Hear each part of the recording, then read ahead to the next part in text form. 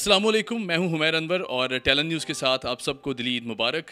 नाजरीन, ईद कुर्बान का मौका हो और कुर्बानियों का जिक्र किया जाए तो हम उन शुहदा का जिक्र ज़रूर करते हैं जिनके दम से, जिनकी वजह से, जिनकी अजीम कुर्बानियों की वजह से आज हम खुली फ़िज़ा में सांस लेते हैं।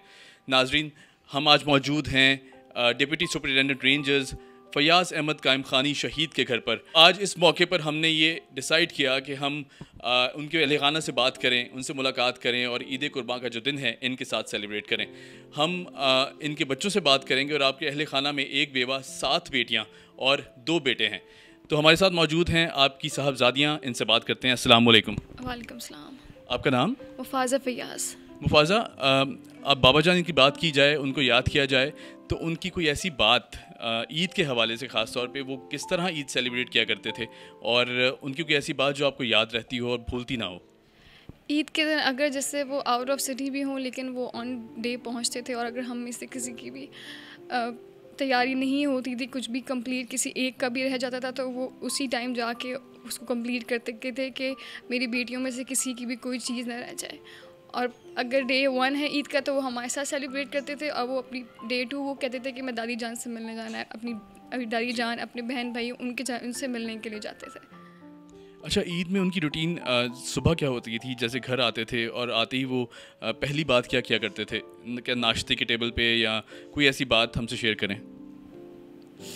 ईद के दिन सुबह मम्मा हमें जल्दी उठा देती थी, फिर हम लोग सब रेडी हो जाते थे। उसके बाद जब वो जाते थे ईद की नमाज़ पढ़ने के लिए और जब वापस आते थे तो हम सबको गले लगाया करते थे, ईद मुबारक कहा करते थे। जी बिल्कुल, ये अजीम कुर्बानियाँ हैं और यकीनन इन कुर्बानियों को फरामोश नहीं किया जा सकता। हम उनकी एक और साहबजादी से बात करेंगे। आपका नाम? मुस्तबशिरा फ़याज़। मुस्तबशिरा, जैसे मुफाजा ने बताया अभी कि बाबा आते थे और गले लगाया करते थे और ईद विश किया करते थे। कोई एक ऐसा वाक़या सुनाएं कि जब आप लोग वो ड्यूटी पे गए हों और ज़ाहिर सी बात है इतनी मुश्किल जॉब थी, ये इतनी टफ़ ड्यूटी थी। हम लोगों की हिफाजत के लिए वो काम किया करते थे, हमें महफूज रखने के लिए काम किया करते थे। और उस टाइम क्या तासुरात होते थे और क्या उनसे क्या बात होती थी फ़ोन पर कि बाबा बस आ जाएं आप जल्दी? बाबा जब कराची में थे, अभी शहादत से तो कुछ अच्छा पहले वो सखर में ही थे, उससे पहले वो कराची में हुआ करते थे। तो उनके रोज़ ही जो है रेड्स हो रहे होते थे। तो हम लोग तो छोटे थे और ये तो मुझसे भी छोटी हैं, तो हम लोग को इतना ज़्यादा आइडिया नहीं था इन रेड्स वगैरह का और कितनी ज़्यादा डेंजरस ये जॉब है। लेकिन सो जाते थे, फिर आँख खुलती थी, मम्मा को देखते थे जान मास पे बैठे हुए, वो अक्सर रो रही होती थी और वो दुआ कर रही होती थी। तो उस टाइम फिर मैं भी डर जाती थी कि बस बाबा जाने को कुछ ना हो जाए, और फिर मैं भी बाबा जाने के लिए दुआ करती थी कि अच्छा बाबा जाने का जो है इन सब से रिलेटेड कभी जो है हमें आके बताते थे कि आज हमने ऐसे किया, आज हमने वैसे किया। लेकिन बाबा जाने की बातों में हमेशा ये बात होती थी कि मुझे भी शहीद होना है। एक बार हम लोग बैठे हुए थे और टीवी देख रहे थे तो बॉम्ब ब्लास्ट हो गया था कहीं। तो बाबा कहते हैं कि ये कितने खुशनसीब लोग हैं जो मौके पे ही शहीद हो गए। कहते हैं कि इनसे ज़्यादा खुशनसीब तो कोई और हो ही नहीं सकता। कहते हैं मेरी भी ख्वाहिश है कि मैं शहीद हूँ, और उनकी दिल से ख्वाहिश थी कि वो शहीद हों, और शायद इसीलिए अल्लाह ताला ने उन्हें इतना बड़ा रुतबा दिया है। बेशक जी, शहीद हमेशा ज़िंदा रहते हैं और वतन अजीम की हिफाजत करते हुए जो अपनी जान पेश कर देते हैं, उनकी क्या बात है। हम उनकी छोटी साहबजादी से भी बात करेंगे। बेटा, आपका नाम? फ़ातिमा फ़याज़। फ़ातिमा, ये बताइएगा कि सब बहन भाइयों में सबसे ज़्यादा लाडला कौन था बाबा का? मुस्तबशिरा। सबसे बड़ी वाली जो है वो ज़्यादा लाडली थी। अच्छा, आप ज़ाहिर है छोटी हैं और बड़े बहन भाई भी वालिदैन का रुतबा रखते हैं, तो बड़ी बहनों में से किससे सबसे ज़्यादा अटैच हैं आप? मुफाजा बाजी से। अच्छा, कोई ऐसी याद बाबा की जो हमसे शेयर करना चाहें, कोई ऐसी बात हमसे शेयर करना चाहें? मैं बाबा जाने की और जो शहीदों का लहू है, हम उसी की वजह से आज यहाँ पे इस पुरसुकून फ़िज़ा में सांस लेते हैं। और ये बहुत बड़ा कर्ज़ है जिसे हमें भी याद रखना है और हमें चुकाना है ये हमेशा, और हमेशा याद रखना है, अपने साथ रखना है। और ख़ास तौर पे ऐसे त्यौहार जब उनकी याद बहुत ज़्यादा आती है, और बहुत बढ़ जाती है। उनकी छोटी साहबजादी से भी बात करते हैं और उनसे पूछते हैं कि बाबा की कोई ऐसी याद जो वो हमारे साथ शेयर करें। बेटा आपका नाम? मुमैसा फयाज़। वैसे ये बताएं कि ईद को अगर हम डिस्कस करें, ईद ऐसा त्यौहार होता है, ज़ाहिर है अमूमन फोर्सेस में जो काम करते हैं, मीडिया है, डॉक्टर्स हैं, ये ईद के दिन पे अमूमन घरों से दूर ईद गुजारते हैं। तो क्या बाबा जान ऐसा होता था कि ईद के दिन ड्यूटी आ गई है और आप सब लोग उन्हें कहें कि नहीं मत जाएं आज, लेकिन जाहिर सी बात है फ़राइज़ की सरंजाम देने के लिए जाना बहुत ज़रूरी होता है, तो क्या ऐसा हुआ है कि बहुत ज़्यादा ईदें वो बाहर गुजारी हों? उस टाइम क्या बाबा जान से आप कहते थे? ईदें तो हाँ हो जाता है अक्सर ऐसा कि बाहर जाना पड़ जाता है, लेकिन बाबा के लिए फैमिली सबसे ज़्यादा इम्पॉर्टेंट थी। अपने घर वालों के अलावा उनको दिल ही नहीं लगता था कहीं, और आते थे हम सबसे पहले कुर्बानी से पहले हम फैमिली पिक्चर्स बनाते थे, और चाचू ताया के बगैर तो उनकी ईद थी नहीं। हमेशा उनका ये था कि घर पे ईद बनाऊँ सबके साथ। मुस्तबशिरा भी कुछ कहना चाहती हैं, उनसे मज़ीद बात करते हैं। मुस्तबशिरा आप बाबा जान के लिए कोई अगर 2 जुमलों में कोई बात कहना चाहें?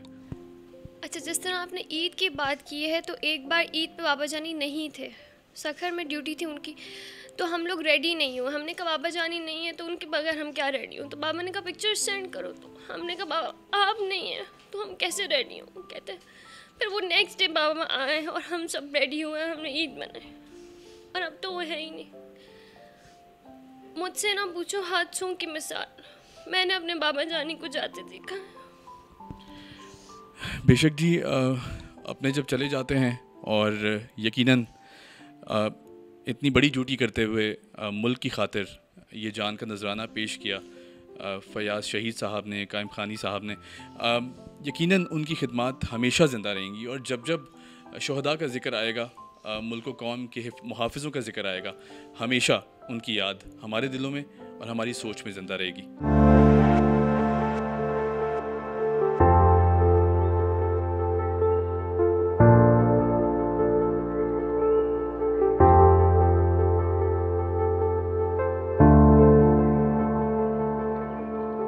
जी, तो हम मौजूद हैं DSR फयाज़ अहमद कायम खानी शहीद साहब के छोटे साहबजादे और साहबजादियों के साथ। आयशा कुछ कहना चाह रही है मेरे ख्याल से। बाप एक ऐसी शजर है जिसके साए में बेटियां राज करती हैं। हमें कब्र से डर नहीं लगता क्योंकि हमारे बाबा वहीं रहते हैं। इतने अजीम बाप की एक अजीम बेटी हैं, और जिस तरह उन्होंने ये शेर पढ़ा बहुत काबिल सताइश है। बेटा आप भी कुछ कहना चाहती हैं बाबा के लिए, और एक आखिरी कमेंट हम सब बच्चों से लेंगे। जी बुशरा, आप कुछ कहेंगी? मैं बर्फ़ का पैकर भी हूँ और आंच सा जज्बा, सूरज से ज़माने को बचाने हूँ मैं निकला, जिसने है चुना मुझको हूँ जिस गोद में मैं खेला, मिट्टी का है कुछ घर चुकाने हूँ मैं निकला, जिनके बाबा इस जहाँ में नहीं यार अब तो उनका सहारा बन जाओ। आमीन आमीन, सुभान अल्लाह, बहुत खूब। सादुल्लाह कुछ सुनाना चाहते हैं। सादुल्लाह? इनके होने से वक्त होते हैं, बाप घर के दरख्त होते हैं। बहुत खूब। उम्मे फरवा, आप कोई आखिरी कमेंट अगर करना चाहें बाबा के लिए? जी, कौन कहता है खुदा नज़र नहीं आता? कौन कहता है? बेटा यू आर वेरी ब्रेव, माशाल्लाह, आप बहुत ब्रेव हैं और इतने अजीम बाबा जानी हैं। उनके लिए आप आखिरी एक लाइन कहें। चलें, कोई बात नहीं, आपने जितना बोला बाबा जानी के लिए आप बोलेंगी? ओके, वेरी नाइस, बोलें। कौन कहता है खुदा नजर नहीं आता? कौन कहता है खुदा नजर नहीं आता? वो ही तो नजर आता है जब कुछ नजर नहीं आता। सुभान अल्लाह जी, बहुत खूब। और इन बच्चों का हौसला इतना ज़्यादा है, इतने पुरअज़्म हैं, और जितनी बात की जाए उतना कम है। यकीनन एक अजीम बाप की बहुत अजीम औलाद है ये। दानिश कुछ सुनाना चाहते हैं, और दानिश सबसे छोटे साहबजादे हैं और बहुत बड़े क्रिकेटर भी हैं, मैंने सुना है। बाबा जानी के लिए कुछ आखिरी कमेंट्स दानिश देंगे आप? सुनाएं प्लीज़। मेरे बाबा, प्यारे बाबा, मुझको भी तुम याद आते हो। बहुत खूब। और एक अजीम बाप की अजीम औलाद। जाते जाते आप बच्चों, आपके लिए एक गिफ्ट हैम्पर है हमारी तरफ से, टैलेंट न्यूज़ की तरफ से। हम आपके लिए कुछ ज़्यादा तो नहीं कर सकते, लेकिन एक छोटा सा तोहफ़ा हमारी जानिब से आप सब कबूल फरमाएं, और अल्लाह आपकी बाबा जान को अजीम रुतबा अता फरमाए उनकी जो मंजिलें हैं बहुत आसान फरमाए, और जो उन्होंने काम किया है वतन अज़ीज़ के लिए उसको अपनी बारगाह में कबूल फरमाए। बहुत शुक्रिया and keep watching talent news.